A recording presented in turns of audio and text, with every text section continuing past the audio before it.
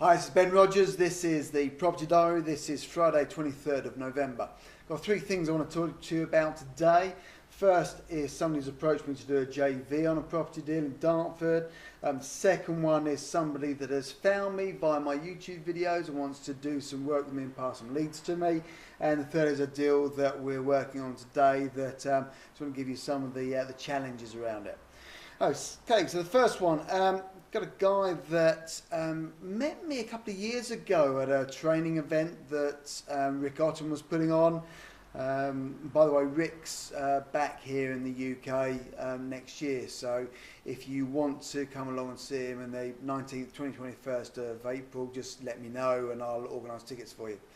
Anyway, he met me at a Rick Otten event a couple of years back. He's remembered me since then. He's been back to university and he's been studying law. He's come up with this opportunity for what he thinks is a fairly good option deal, and he thought of me again, thought that I might be able to do like a JV with him and help him move the property on. He was ideally looking to raise some kind of instant cash by creating the option, packaging it and selling it on to another investor. The only challenge is this, and let's just go back one step. He found this deal through one of the other ladies on his course. She's got a property in Dartford, it's got tenants in it, it's in negative cash flow. So basically her mortgage, it's costing about £150 more to pay her mortgage every single month than the money she's getting in on the rent after the letting agent's taken their money out of it, etc. So negative cash flow, it's been like that for a little while, she's fed up paying it and wants out. Now, what this guy is looking to do is to take that option over, create the option over a period of time and sell it on to somebody for cash. The guy wants cash. It makes complete and utter sense. You know, if he's been working hard at university, he probably doesn't have a whole bunch of money. This is an easy way of making it work for him. But what I've explained to him is that it's unlikely that investors are going to take that property on straight away because they're going to want cash flow as well as an overall profit in the property. Now, it's easy to create sort of 20, 30 grand profit in the property because the owner's prepared to give it sort of slightly below market value. But if it's got no cash flow, either negative cash flow or kind of neutral cash flow, it's less appealing to an investor. If an investor's going to put down £2,000, £3,000, £4,000 to buy an option, and these are probably sort of cash-rich, time-poor investors, they want an option but they haven't got the time to go out and source it themselves, they're probably going to want to have cash in it and cash flow.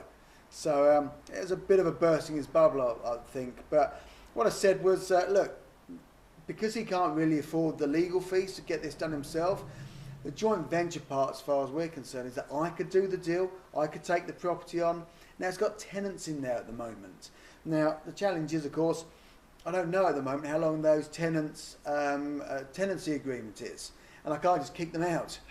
Ideally, to make it cash flow right, I do need to kick them out and I need to put a tenant buyer in there, somebody who's prepared to pay a higher rate of super rent to live there and come in with some getting started money. So I've got him to go back to the owner and find out a bit more detail about it, and potentially the way that we can joint venture on it is I'll take it on. I'm prepared to suffer the neutral cash flow or even slightly negative cash flow so long as I can see there's a chunk of money in there. And then what I can do is I can pull in a tenant buyer and then we'll kind of do a 50-50 split on the getting started money. That works for him because it gives him cash. It works for me because it allows me to pay for my legal fees, etc. with the getting started money, and it gives me the ongoing cash flow and overall profit of the deal. It's a no-brainer as far as I'm concerned. It's a potential way he can make some money from his point of view. But how did that guy find me? Because he knew of me from a previous occasion, because I'm still out there telling people what I do, and you know, he had a good warm feeling about me when he obviously sort of met with me. He's been keeping in touch with me on these video diaries, so again he's sort of reintroduced to me and he feels comfortable working with me. Simple. So that was the first thing I wanted to talk to you about. The second thing, interestingly enough, has come from somebody I've never met. I don't know them, they don't really know me, but what they have been doing is kind of following my video stuff, and they recommended some of the videos that I do, and this is just, as Rick would say, it's about flapping your gums. I'm telling the world what I do. Guess what? Opportunities come to me. This is exactly what you should be doing. Doesn't matter how you do it. You don't have to go and do a video diary like this, but maybe you should be telling everybody you know what you do, because you've no idea where the next opportunity is going to come from. Anyway, this guy has a kind of BMV property business. Over the last probably decade, he's probably bought about 400 properties in sort of BMV fashion. He's upping his marketing. He's upping his sort of I guess SEO stuff on his website, and he's getting lots of leads coming in. And he really reckons that probably come the new year, he'll probably have 100 to 150 leads coming in every single month for potential sellers with opportunities. But he knows that only a portion of those will work to the criteria that he's buying at. He understands options and he kind of gets them, but he doesn't want to sidetrack his strategy by doing them. He wants somebody he can work with who can do them for him, and there can be kind of a share of the profit. I'm always up to that. Guys, if you know anybody that's creating these sorts of what I would class as junk leads, where they're spending their hard-earned marketing money and getting lots of leads, but only a portion of them fit their strategy, well, the rest of that stuff might fit what we do. So feel free to put them in my direction. We'd love to work with them. Anyway, this guy is very keen to work with us because he sees us as an expert in our field that he can confidently pass those leads on to. He knows they'll get worked properly, and if there's a deal in it, we'll find it and we'll make it work. And then we can do a share on, a profit share on those individual deals, pays for his marketing, puts money in his bank account, and gives me more opportunities as well.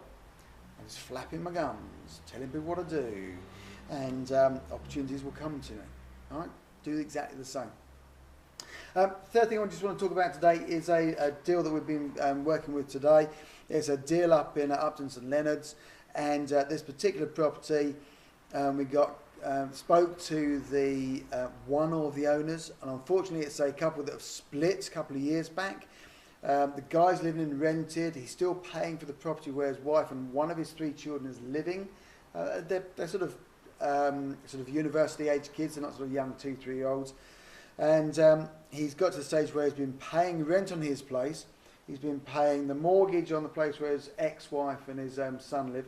He's also been paying for his other son's digs at university. He's like hemorrhaging money all over the place. And his attitude is it's worth about 160 to 170, mortgage of 134, and he reckons he's got between £26,000 and £36,000 equity in there, cash bit. He says, I don't give a monkey's about that. I don't want it. I wouldn't care if you just took it over for what's left on the mortgage. But it's my wife that's going to want the money. If it doesn't work, she's going to have to move on. Where's she going to move to? What money is she going to do it with? Now, guys, as you know, you've heard me say time and time again, when you're dealing with marital splits, it's blooming hard. I might work with him, and he might completely agree with everything I say. I have a conversation with her, God, no, don't want to do anything like that. And it's like, whatever he says, she doesn't. Whatever she says, he doesn't. And it's that sort of it's frustrating. So he's given me, and I asked for the telephone number of his ex-wife so I can speak to her. In all fairness, what's her motivation going to be? Ex-hubby's paying the mortgage. She's got a home where she lives and where she's happy. Why should she want to move on? Probably not going to. So, what can I say?